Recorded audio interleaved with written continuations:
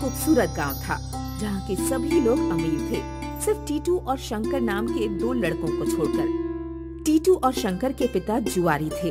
वे उन्हें विरासत में कुछ भी छोड़कर नहीं गए। गरीबी के कारण टीटू और शंकर की शादी नहीं हो पा रही थी। यही उनके जीवन का सबसे बड़ा दुख था। मेरे पड़ोस वाले गूंगे राजू की शादी भी हो गई, क्योंकि उसके पिता के पास 100 बीघा जमीन है। बस हम दोनों ही रह गए इस गांव में कुंवारे। गांव के बच्चे भी हमारा मजाक बनाते हैं। तुम चिंता मत करो टीटू, भगवान ने हमारे लिए भी किसी न किसी लड़की को जरूर बनाया होगा। समय आने पर हमारी शादी जरूर होगी। मुझे नहीं लगता कि भगवान हमारी मदद करेंगे। अगर मदद ही करनी होती तो उन्होंने हमारे पूर्वजों को गरीब ना बनाया होता। टीटू और शंकर तालाब में मछलियां पकड़ने जाते थे। मछलियां बेचकर ही वे अपनी रोजी रोटी कमाते थे। टीटू रोजाना अंधेरे ही तालाब पर चला जाया करता था, क्योंकि उसे डर रहता था कि अगर शंकर उससे पहले तालाब पर पहुंच गया तो शंकर सारी मछलियां मार कर ले जाएगा। एक दिन जब टीटू तालाब किनारे जाला डाल रहा था तो अचानक उसके पीछे एक चीता आ गया। चीते को देखकर टीटू बुरी तरह डर गया। हे भगवान, मेरी रक्षा करना, मैं आपको 250 का प्रसाद चढ़ाऊंगा। टीटू तालाब में कूद गया और तालाब के अंदर ही सांस रोककर बैठ गया।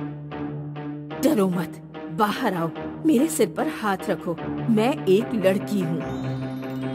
अरे नहीं, ये तो इंसानों की बोली बोलता है। ये जरूर मुझे खाना चाहता होगा, इसलिए खुद को लड़की बताकर मुझे बुलाना चाहता है। टीटू ने आव देखा न ताव, सीधे तालाब से निकलकर भाग गया। कुछ देर बाद शंकर तालाब पर मछलियां पकड़ने आया। वही चीता अचानक शंकर के पीछे आ गया। डरो मत, बाहर आओ, मेरे सिर पर हाथ रखो, मैं एक लड़की हूँ। पहले वादा करो कि तुम मुझे खाओगी नहीं। मैं वादा करती हूँ कि मैं तुम्हें कोई नुकसान नहीं पहुँचाऊंगी। दरअसल मैं एक लड़की हूँ। एक बाबा ने मुझे श्राप दिया था, जिसके कारण मैं चीता बन गई हूँ। जब कोई मनुष्य मेरे सिर पर हाथ रखेगा तो मेरा श्राप अपने आप आंशिक रूप से टूटेगा। आंशिक रूप से टूटेगा? इसका क्या मतलब? इसका मतलब ये हुआ कि मैं एक मनुष्य के रूप में रहूंगी, लेकिन हर अमावस्या की रात मैं चीता बन जाया करूंगी। शंकर चीता के पास गया और उसके सिर पर हाथ रखा। चीता तुरंत ही एक बहुत खूबसूरत लड़की में बदल गया। मेरा नाम शीतल है, तुमने मुझे श्राप से मुक्ति दिलाई है, क्या तुम मुझसे शादी करोगे? लड़की ने जैसे शंकर के मुंह की बात कह दी। शंकर ने तुरंत ही मंदिर में जाकर शीतल से शादी कर ली।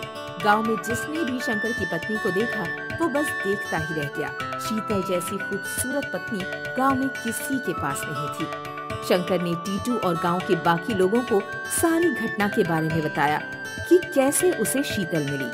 तब टीटू को अपने ऊपर बहुत पछतावा हुआ। टीटू दीवार में अपना सिर पीटने लगा। शीतल से मेरी शादी होनी चाहिए थी, मैंने उसे पहले देखा था। शंकर ने मेरे साथ बेईमानी की है। टीटू एक शिकारी के पास गया जो खूंखार जानवरों को पकड़ता था। अगली अमावस्या की रात जब शीतल चीता बन चुकी थी तब टीटू शंकर के घर पहुंचा। शंकर, गांव के बाहर तुमसे कोई मिलने आया है, तुम्हें बुला रहा है। शंकर जब घर के बाहर चला गया तो टीटू ने शिकारी को घर में बुला लिया और चीते को पकड़कर एक पिंजरे में बंद कर दिया। उसके बाद टीटू शिकारी की सहायता से पिंजरे को उठाकर दूर एक गुप्त जगह पर ले गया। अगले दिन जब शीतल अपने इंसानी रूप में आई तब टीटू ने उससे कहा, तुम्हें शंकर को तलाक देकर मुझसे शादी करनी होगी। तलाक के पेपर पर अपने आप साइन करो, तभी मैं तुम्हें पिंजरे से बाहर निकालूंगा। मैं साइन नहीं करूंगी, मैं शंकर के साथ ही जिंदगी बिताऊंगी। तो ठीक है, इसी पिंजरे में भूखी प्यासी पड़ी रहो। जब तुम्हारा मूड बदल जाए तो मुझे बता देना। टीटू तलाक के पेपर पिंजरे में छोड़कर वहाँ से चला गया। टीटू के जाने के बाद शीतल ने एक अजीब तरह की आवाज निकाली। उस आवाज को सुनकर एक चूहा पिंजरे तक आ गया। सुमन, तुम इस पिंजरे को काट दो। 15 दिन बाद जब टीटू शीतल के पास वापस लौटा तो उसने देखा कि पिंजरे की सलाखें कटी हुई है। पीछे से किसी के गुर्राने की आवाज आई। टीटू ने पीछे देखा तो पीछे चीता था। अब मैं तुझे जिंदा नहीं छोड़ूंगी। मुझे माफ कर दो, मैं तुम्हारे पैर पड़ता हूँ, मेरी जान मत लो। नहीं, अब तुझे माफी नहीं मिलेगी। तभी शंकर शीतल को ढूंढते हुए वहां पहुंच गया। शीतल ने शंकर को सारी बात बताई। इसे माफ कर दो शीतल, ये इसलिए परेशान है क्योंकि इसकी शादी नहीं हो पा रही है। तो इसने पहले क्यों नहीं बताया? मेरी एक बहन है सुमन, जिसे चूहा बनने का श्राप दिया गया था। टीटू, तुम उस चूहे के सिर पर हाथ रखो। टीटू ने जैसे ही चूहे के सिर पर हाथ रखा, चूहा एक सुंदर लड़की में बदल गया।